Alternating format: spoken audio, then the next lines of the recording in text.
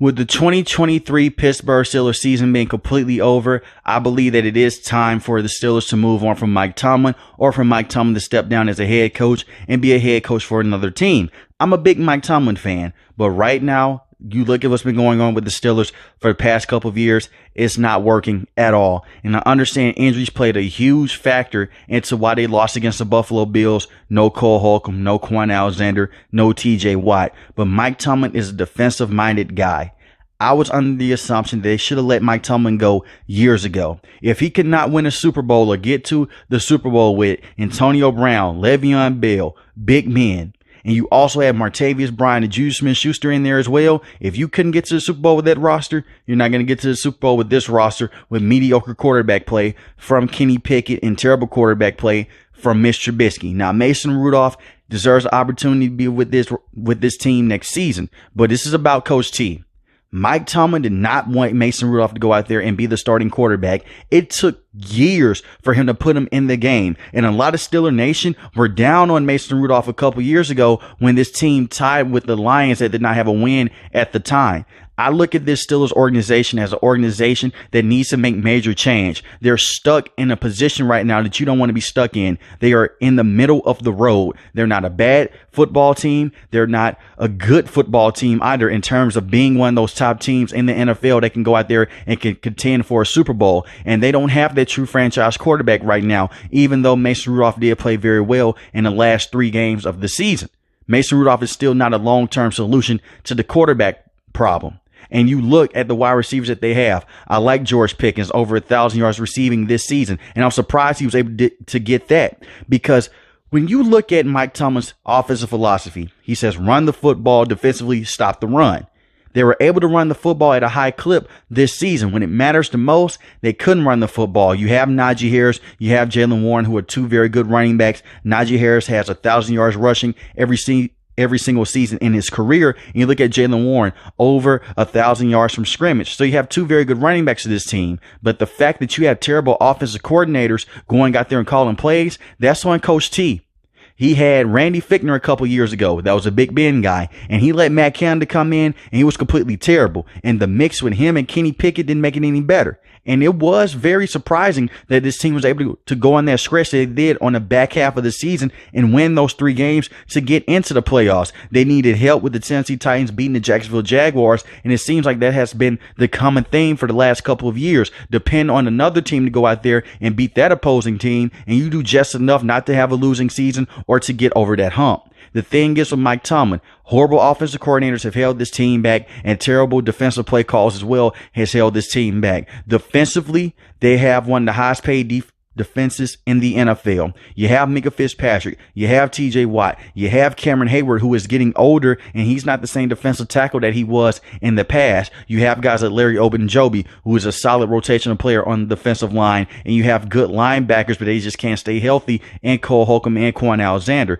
But it's defensive play calls that's holding this team back. The secondary has never looked particularly well with Mike Tomlin in the last 5 to 6 years, and it's because of the defensive play that he likes to have on that side of football. And like I mentioned before, he's never had a losing season in the NFL, but that's an overrated stat to me, because for the Steelers, for decades, it was Super Bowl or bust for this franchise. Now it seems like it's this. Hey, as long as Tomlin doesn't have a losing season, he's one of the top coaches in the NFL. He's not an elite level coach, in my opinion. He's a good head coach, but he's not elite level. In terms of getting this team over the hump and just going 9-8 now, in the past it was going 8-8, 9-7. In terms of just winning 1 game to get him over 500, he's great at that. But that's more of an accomplishment for him than it is for the team, because you look at the lack of playoff success in the last 12 years, it hasn't been good. In the last 12 playoff games, he is 3-9, and he is 8-10 in the playoffs in general.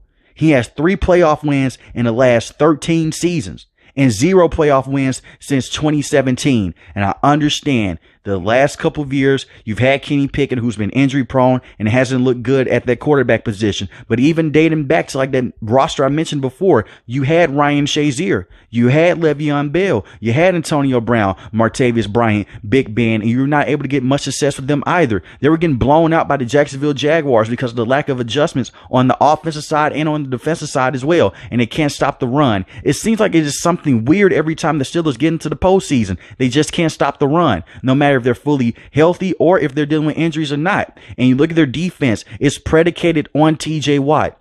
If TJ Watt is not in the game, they're more than likely not going to win that football game. They are 1-11 when TJ Watt doesn't play. That's terrible. Go out there, move guys around, and find a way to scheme up pressure. You have decent pass rushers on this team besides TJ Watt. And TJ Watt is, in my opinion, the defensive player of the year this season. But your defense should not be predicated on one man's success. If TJ Watt doesn't get home, the rest of the defense is screwed because it's generic coverage and it's not the right adjustments. And like I mentioned before, I'm a big Coach T fan. If he can go to another team, he could take that team to the playoffs. If he goes to a team like the Carolina Panthers or to the Atlanta Falcons, they would find major success. But right now with the Steelers, it's just not headed into the right direction. And Steeler fans are tired of this. It's the same repeating cycle. Go over 500, win 2-3 games above 500 in certain cases, then go to the playoffs and get completely blown out in the wild card. Or you get a first round bye here and there, which is very rare underneath Coach T. As soon as you go in the playoffs again, you're off that bye week, you're one and done. They just can't get over the hump. They just can't. And the last time that Coach T was in the Super Bowl was against the Green Bay Packers, and they lost that game in 2011. Then you go back to what they did against the Arizona Cardinals in 2008. They won that game. That was the last time that they won the Super Bowl. This is a long drought for a historically great franchise. That was the first franchise to get to 6 Super Bowl wins in the NFL. And I do understand this as well. When he had the Triple B, when he had Big Ben, Le'Veon, Antonio Brown, you were dealing with the big bad New England Patriots. But I also remember Chris Hogan giving this defense a lot of problems that Coach T was coaching up. You had Chris Hogan, who was not a number one, not a number two wide receiver, came out of nowhere and gave this team problems because he was getting outcoached by Bill Belichick. Even this season, he got outcoached by Bill Belichick, a team that only had 2 wins at the time. They lost to the Arizona Cardinals, a team that only had 2 wins at the time, because you wanted to go out there and start Mr. Trubisky instead of putting Mason Rudolph in the game sooner. He was basically forced to put Mason Rudolph in the game because the quarterback play was so bad from Kenny Pickett when he went out to Mr. Trubisky. I will give him credit for this. Usually Mike T would have just went right back to Kenny Pickett right when he was fully healthy, but he stuck with Mason Rudolph. But he has a lot of faith in Kenny Pickett. He believes in playing defense, going out there with a guy that can take care of the football and do not turn the football over. That's it. And Kenny Pickett, to his credit, will not turn the football over, but he's not scoring touchdowns either. In 12 games this season, he has 6 passing touchdowns to 4 interceptions. He needs to take that next leap. And what comes with taking that next leap is taking chances down the field. And Mike Tomlin doesn't like those type of quarterbacks. Big Ben was historically great for this team. I don't know if Mike Tomlin can truly develop a quarterback underneath his watch. You may say, hey, he's a defensive head coach. He should focus only on defense. But when you're a head coach, you operate and take care of every single thing.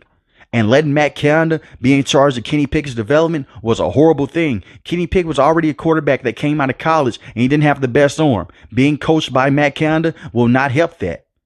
And it's hurting the players around Kenny Pickett. You look at George Pickens. He had a new leash on life when Mason Rudolph came in. You look at Najee Harris in the run game and opened things up because he was stretched the field. And you also have Deontay Johnson as well. When Big Ben retired, Deontay Johnson went a long time without scoring a receiving touchdown in the NFL because of the lack of consistency at the quarterback position. I'm looking at Omar Khan, who is the brand new general manager with this team. He did have a say-so in this previous draft class to go get Broderick Jones and to get Joey Porter Jr., who are 2 very good players for his team. And I hope that they can develop and can become stars of this team. But you look at Mike Tomlin. It's the same philosophy that doesn't work anymore. And it's time like this to where I look at him and say, man, you're just outdated for the Steelers team. I look at other teams around the NFL. Look at the Lions right now. They're playing their heart out for Dan Campbell. The Steelers aren't playing their hearts out for Mike Tomlin anymore. They did that in the past, but at the same time, he inherited Bill Cowher's culture. That culture is long gone. That culture walked away with Big Ben. You don't have guys like James Harrison on the defensive side anymore. You don't have Joy Porter Sr. anymore at the linebacking spot. You don't have Troy Polamalu. You don't have those veteran guys that gave a damn on the field. Because let's be completely honest here. When they went on that 3-game losing streak, when they lost against the Arizona Cardinals, when they lost against the Patriots, and when they lost against the Indianapolis Colts, these players gave up. And then they went in, they saw, hey, Mason go out there and score points. Let's care again. Besides TJ Watt and Minka Fitzpatrick and Cameron Hayward, a lot of guys were just moping around on the field. And I give credit to Tomlin for that, for flipping this thing around. But at the same time, you put them in the hole to begin with.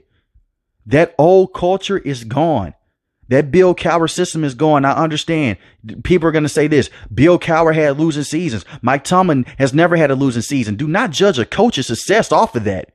That tells me where today's society's brain is at. The fact that Mike Tomlin's never had a losing season, that's the first thing people say. But they don't talk about the lack of postseason success. They don't talk about the lack of success that he has had going to the Super Bowl. Do you say that he's never had a losing season? He has a losing playoff record. That's more important than the regular season. Yes, you have to win enough games to get to the postseason and then turn things up. But right now, he doesn't look good.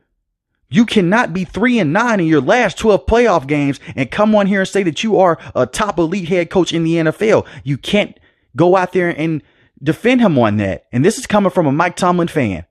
I can't defend that. I can say there's injuries and situations here and there, but this team had no business losing the playoff games that they did when they had Le'Veon Bell, Antonio Brown, and Big Ben. And then you have been 8-10 in general in the playoffs. That's below 500. That's the record that matters the most, is in the playoffs, because of the lack of adjustments on the defensive side. When you look at the last 4 playoff games, they allowed 31 points, 42 points, 48 points, and 45 points for a total of 41 points a game in the last 4 playoff appearances. And he's a defensive head coach. That's his philosophy. That is what he specializes in. When he won his first Super Bowl, he was a part of the Tampa Bay Buccaneers coaching staff on the defensive side. And this is what you're allowing other teams to do to you. And it's not like the quarterbacks are going out there and throwing pick sixes and they're putting them in short field situations. They will throw an interception like how Mason Rudolph did against the Buffalo Bills in the red zone, but they'll go for a touchback and they push the team on 25. They have these long drives to where they just go and eat up the defense, because he's either blitzing too much or he's not playing aggressive enough. And I also have noticed this as well with Tomlin. He plays not to lose instead of playing to win. That's why this team always goes out and play down to competition. When they lost to the New York Jets a couple of seasons ago and Zach Wilson was a starting quarterback, he went out there and he played down to competition because he did not want to play to win. He was playing not to lose. And when you play not to lose, you ultimately end up losing. Take those chances. Take those deep shots down the field. And I understand it'll come with certain situations to where you scratch your head and say, why would the quarterback throw in double coverage? Why would he throw into triple coverage? No quarterback should be doing that. But that is what made Big Ben so great. He had trust in his wide receivers, and he had the ability to go out there and do that. Right now, Kenny Pickett and those guys are gun shy, except for Mason Rudolph. But Mr. Trubisky was gun shy, and the same with Kenny Pickett. They just won't throw the football down the field consistently. And it's the same saga over and over again. This team SARS off slow. Middle of the season, they heat up. Then on the back half of the season, they finish strong. Or they'll go into this situation. They start okay in the beginning. At the halfway point, they're completely terrible. They're like one of the worst franchises in the NFL. And on the back half of the season, he screens everything up. And the next thing you know, they're depending on another team to go out there, like the Tennessee Titans, to take care of their business against the Jacksonville Jaguars. And when that does happen, they get the last seed in the AFC. And then you're facing the second seed right now. And the next thing you know, it's completely over. It's the same cycle. And as a Steeler fan, you get tired of it. I'm not saying that Coach T is a horrible coach. Mike Tomlin has had a lot of good years with this team, but it's time to move on. I don't see them trading him because in the past, the Steelers don't trade coaches. They rarely ever fire coaches. Look how long it took for them to fire Matt Canada. I can see him stepping down as the head coach, or I can see them saying, hey, you know what? We're going to let you go on your own way. We'll let you finish out this contract for one more season, and then you go. But I don't even want him to do that.